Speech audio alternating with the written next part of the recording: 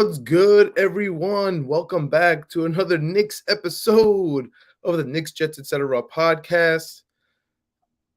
As not with me as always, my buddy, my co-host, my pal, my man Greg. He's out. We're doing the solo Knicks. We've been out for a while here. We're trying to combine with another Knicks entity, but that's for next season. But for now, the Knicks are in the trenches. Somehow pulled out Game 5 at the Garden. And man, I've been at the Garden for every single game of this postseason. And let me just tell you firsthand the intensity yesterday, Game 5, uh, it was reminiscent of, and I hate to say it, but now that we're over it, I can finally go back and talk about this. It really felt like Game 5 of the Hawks series. It's the same questions, right?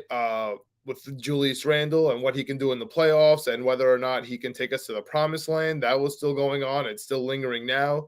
Thankfully, the point guard situation was handled from the Elfrid Payton days, and now we have the Jalen Brunson days. But man, it felt exactly the same, right? We started off home. We said, yo, we're going to kill this team, right? We're going to kill the Hawks. We're the 4 seed. We're going to kill the Heat, right? They're the 8 seed. They take us first game at the Garden. Game 2, we barely slip away. Go back to Atlanta, to Miami, get torched. Come home, Game 5. And honestly, like whatever we saw in the first quarter yesterday versus the Heat, that just expanded against the Hawks for the whole game. We never rebounded from that. Thankfully, this is a whole new team with a whole new brain trust at point guard. And the fruits of that is what we saw in Game 5 against the Heat. This is we've now crossed the hurdle, right? We've crossed the first hurdle. We Atlanta Hawks series the Cleveland Cavaliers, right? We stole one from them in Cleveland. They won the second one. We torched them Game 3 and 4. Came back to Game 5 in the land, as they like to call it, and took them down. Now we're sitting here. And we finally got over. I mean, that was the first hurdle. We did that to another team. We got over the clip, and it was so sweet that it was Donovan Mitchell. Now we're sitting here with the Heat, and everyone's talking themselves into, oh, it was a successful season. Everybody that was telling me that at the Garden as I was walking in, as we're going to our seats, the same people were saying hi to. Oh, no matter what happens, say it was a successful season. Get out of my face with that nonsense, right? We needed to win this game, and now anything can happen. We're about to recap Game 5 and preview Game 6, but I'm telling you right now, Game 6 is Game 7. I know that doesn't sound right. I know that doesn't make any sense. But if the New York Knicks go into Miami and it just takes one game, right? There was some complaints in the media. Maybe they know something that we don't, talking about how maybe the Knicks stayed a little too long in Miami, right? They start talking about the weather. Maybe that's something to do with it. Maybe they got too comfortable down there. Now it's back against the wall. Do or die game in Miami. We know the Knicks can win it in Miami, right? If you just started watching the Knicks now in the postseason, you're going to think to yourself, there's no way this Knicks team could beat Miami. Miami's too strong.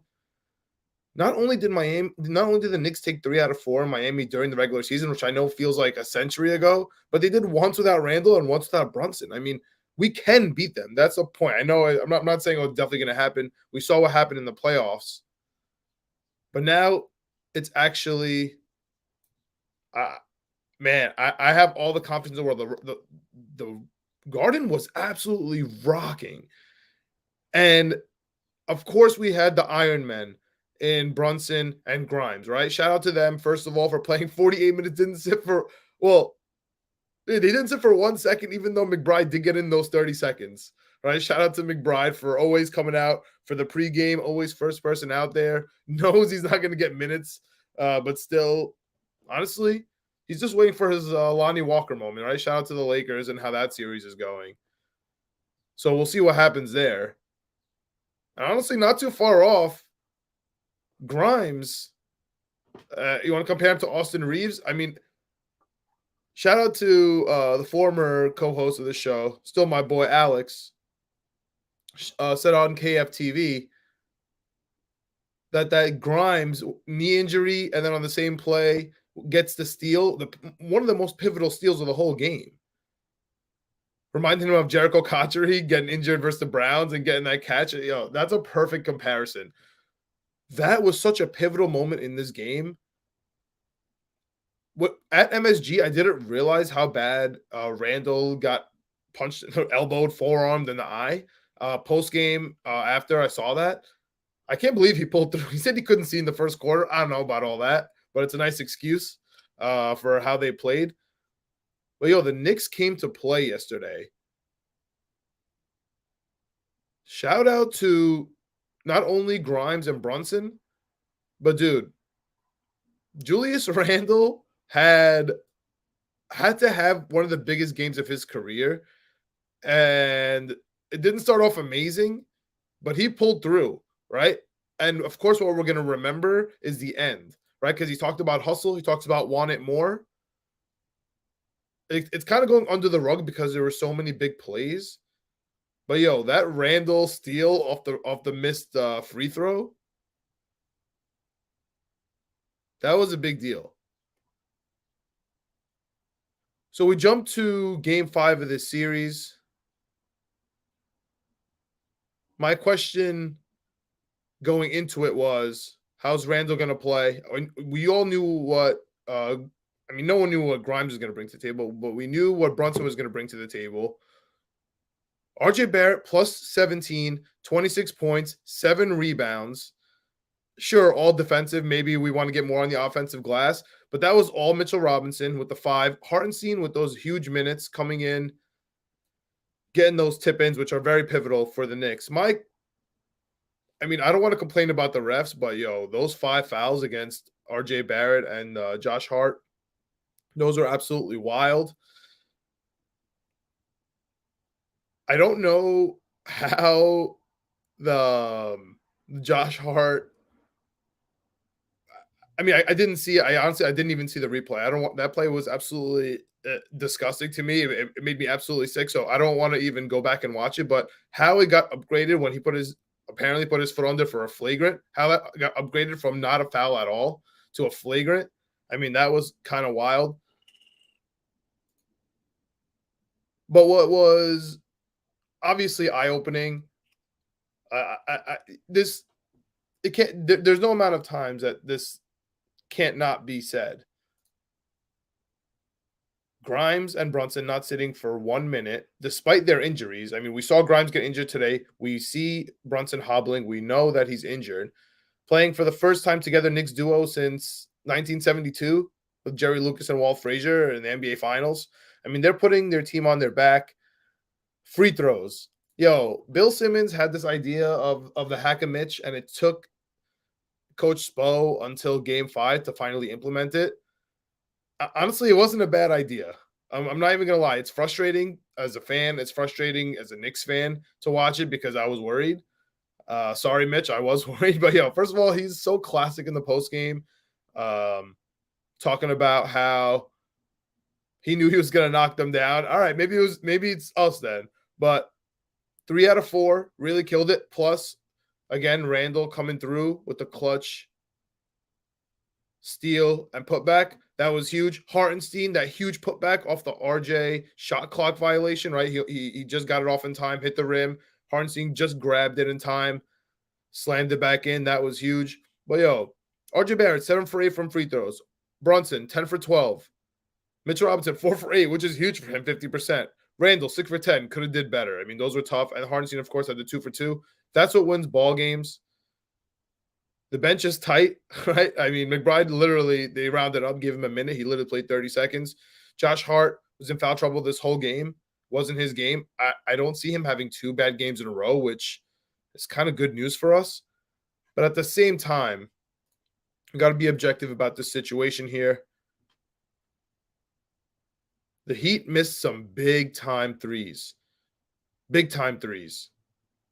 Strus, he did hit a couple, right? He had the 2 where he started looking up in the sky because he missed a couple before. Those were huge. The Madison Square Garden gods had the lid on the rim for us.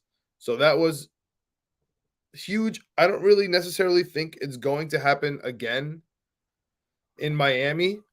I don't think that Jimmy Butler is going to have 19 points, but he did have 9 assists, 7 rebounds. I mean, he was facilitating 4 steals. He was playing well. It feels like time stops when Jimmy Butler has the ball in his hand. But yo, Knicks really held out in game 5. Shout out to Obi Toppin for getting out in transition. Grabbed a couple of pivotal rebounds. How many did he have? 5? Yo, 6 rebounds. Pretty nice for Obi Toppin. Finally growing out of his Sean Marion game. I'm gonna be honest, man. I really think the Knicks could beat Miami game 6 in Miami. I mean, we just have to win one game in Miami. The Knicks have proven during the season that they are able to do it. I know I'm a Knicks fan. I'm aware that there's bias here. The Heat are a good team. They do look good. The Knicks are targeting Duncan Robinson every time they come through. They're using whoever he's guarding is the screener coming down. That's really nice to watch. Tibbs says he didn't change anything. This has been the plan all along. They did start this in game 2 when we were doing well. They picked it back up now when they're targeting Duncan Robinson. The Heat are going to adjust to that. Hopefully we can adjust to that adjustment. We'll see how it goes. I don't know about you guys, but if the Knicks beat Miami in Miami, I have so much confidence in the Garden. Game 7. It'll be the 8th game 7 in Knicks history at the Garden. That would be huge. The atmosphere will be electric. And then that, I could say, is a successful season before the game happens. Right? Round 2, game 7 at home. I mean, that in itself is a successful season, and then anything could happen. But game 5 would have been embarrassing. Game 6 would be tough. Game 7 will be a successful season. We have to get through game 6 in Miami. We were favored, we as in the Knicks, were favored in the game on Friday. I don't think that's going to be the case tomorrow. Let me look it up right now. Yep, the Heat are -5.5. They opened up at 4, so already trending their way. Let's see. Looks like the public is all over Miami. Not looking good from that aspect of it. But of course, you got to play the game. And what's it going to take from the Knicks? I mean, what's funny is we're getting dominated. Like using the eye test, the Knicks are getting dominated. But their stats are actually better in this series than it were against the Cavs series. As a team, individually, it's wild to see, right? I have it scrolling through the bottom of the screen right now. But I think, in my opinion, just to keep it short, right, we have to clamp down on the free throws. The fouls are the fouls, right? Kyle Lowry's going to flop. Brunson is going to get his fouls on the offense. Randle is going to get his disgruntled frustration fouls. We just need Josh Hart on the court. I wonder if Josh Hart foul trouble had something to do with Grimes. I know you could easily say yes. But, dude, Grimes was D'ing up really nice, and he was clicking that 3. I don't know if Josh Hart even wants to be in the situation where he has to click that 3. So, shout out to Grimes again for holding it down. But listen, I don't know if Gabe Vincent is gonna, go 0 for 3 from 3. He's such he is such a pesky point guard. He is frustrating Jalen Brunson for the entire court, right? From the second the ball's inbounded, he's nudging him, he's hitting him, right? Maybe not to be fouls, but just to fatigue him a little bit. By the time he gets to the rim, Brunson's already been hit like 6-7 times. Like he's doing shout out to Gabe Vincent. He's playing Jalen Brunson really well, despite Jalen Brunson. What does he average? Like 20, almost 30 points a game in this series? And I legit think Gabe Vincent's doing a great job. Caleb Martin, another guy, very underrated, right? His stats aren't really there this game either. When he go 2 for 4 from 3, 11 points of 28 minutes, not too great. But dude, his defense is good. We need like that as much as the foul trouble hurt us with Hart and with RJ having 5 fouls in the first quarter, which is insane.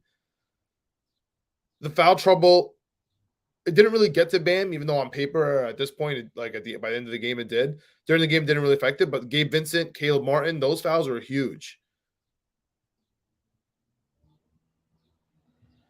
Everybody yesterday at the Garden, right? I'm telling you, there was a lot of frustration, right? Going into the Garden, everybody's scared. First quarter looked like it really did look like we're about to pack it in. Going to Cancun, Hawks series game 5. Everybody screaming about Fournier, even though Fournier wasn't even there.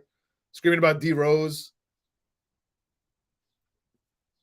Shout out to Francisco Carrillo. I agree with you. Wish Juice would get more than 31 seconds. I agree with you.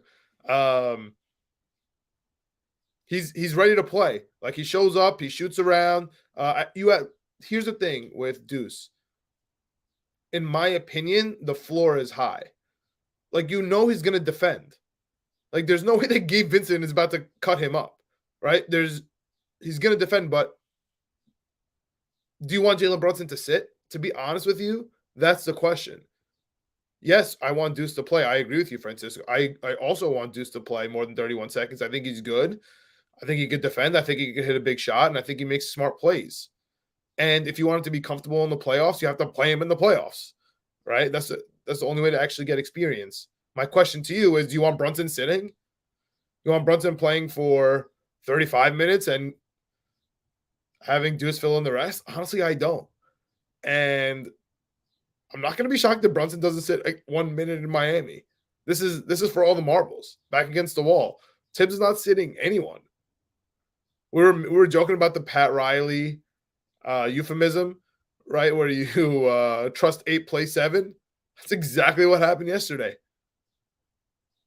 Only 7 players had more than 10 minutes. Obi had 12 in there, and Josh Hart had 9, which is I put outside of that. 48 Grimes, 48 Brunson, 38 Barrett, 36 Randle.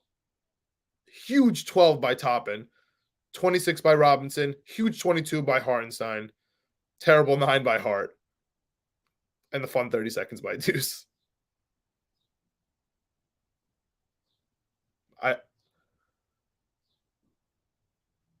I'm happy that we left the Garden with good vibes after game 5.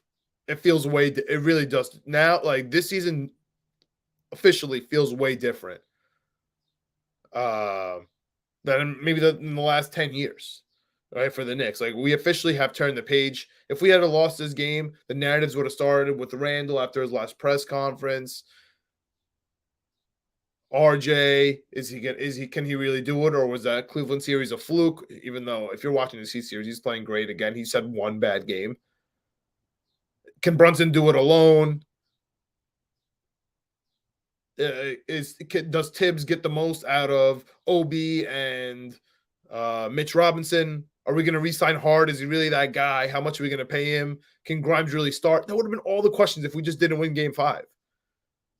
Like that's how easy the spectrum changes here. Now we're at, the Knicks win game 6, bring it back to game 7. Now we're really talking. Beating the Heat at home. We just have to do it one time. We just have to beat the Heat once. How crazy is that? The Knicks beat the Heat once in Miami on Friday night. And then it's game 7 at the Garden to go to the Eastern Conference Finals. This team showed some real grit. Francisco, I agree with you. Hard-fought win. Game 5 in front of the crowd. Crowd going wild for every Mitch Robinson free throw. He deserves that. The Garden deserves that. The fans deserve that.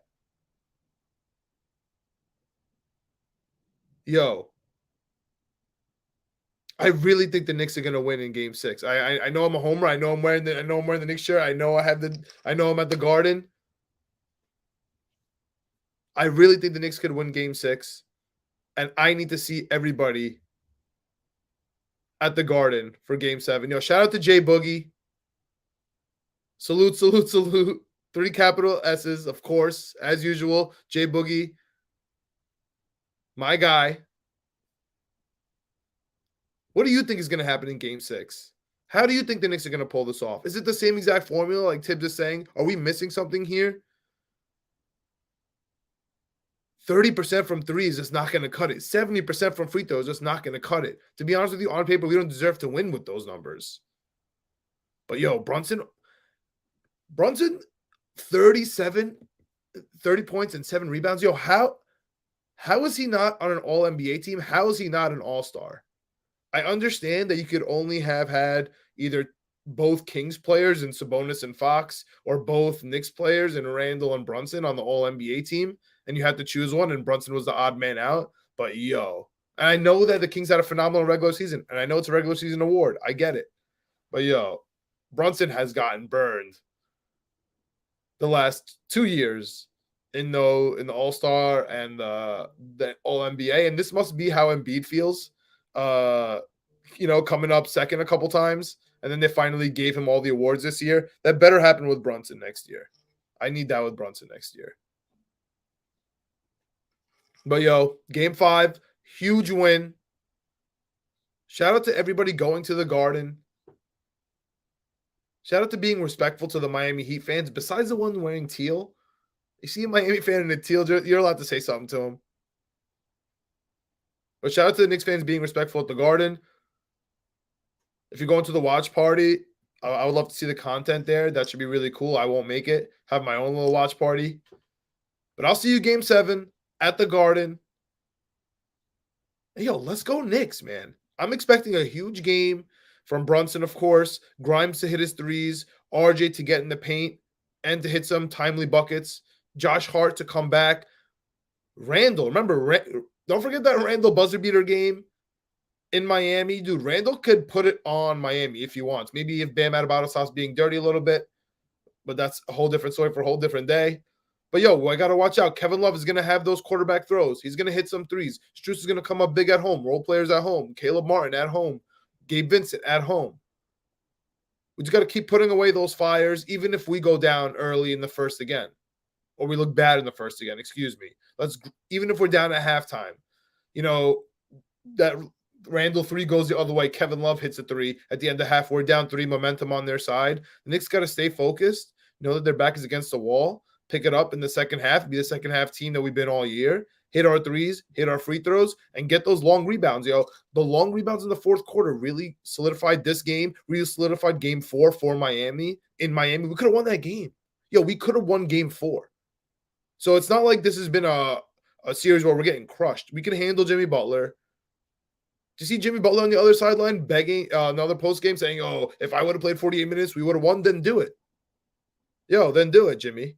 You want to play 48 minutes and win the game? Let's see it. Only players playing 48 minutes are the Tibbs-led players. Grimes making big plays after getting hurt. Brunson making big plays, making big baskets on offense, on defense, all the way to the end. Mitch Robinson staying with it, hitting his free throws, getting the alleys, making big-time screens. Hartenstein, with his limited minutes, coming in, getting tips, hitting free throws, getting put back dunks. Grimes hitting threes. RJ staying with it, hitting threes. Obi hitting threes, getting out in transition, actually crashing boards, right? Everybody's complaint, including mine sometimes, all right, that Obi likes to cherry pick. Getting 5 boards last game, and he was out in transition. This is the time, man. Game 6, backs against the wall. Let's go Knicks. Let me know what you think. If you see me at the Garden, come say what up, because I'll see you there Monday. I will see you there on Monday. Let's go. Let's go Knicks. Yo, man. I need the new generation. I need this, whatever the hell you want to call it, X, Z, whatever letter, number you got. I need the new generation of Knicks fans to hate the Heat. I need the new generation of Knicks fans to feel a hard-fought Heat series and for the Knicks to come out on top. It's game 6, baby. It's game 6, Knicks Heat in Miami. I have Allen Houston vibes. Let's go. Let's go, Knicks. We out. You know what it is. Let's go, Francisco Carrillo. Let's go, Knicks. Defend the colors. Let's go, orange and blue skies. You know what it is. Jay Boogie, what you got? I believe Grimes shut down Jimmy down. So embarrassing that he's going to try to prove a point, do it by himself and forget about his teammates and sell out. We snatch victory, bring it back to the crib. Orange and blue hearts, orange and blue skies. J Boogie closing the showdown. Let's go. Knicks coming back. Knicks in 7. Cops been doing well holding down 7th Avenue. They don't want a ruckus. If we win game 7, it's going to be a ruckus. Let's go. I'm ready for it. You know what it is. Subscribe to the YouTube, Knicks Coming, Jets Coming, ETC, period. We're on Apple, Spotify, Amazon, Stitch, you name it. We are there. Leave that 5-star review. You know what it is. We out. See me at the Garden. Come say what up. Let's go, Knicks. Knicks in 7. Knicks in 7.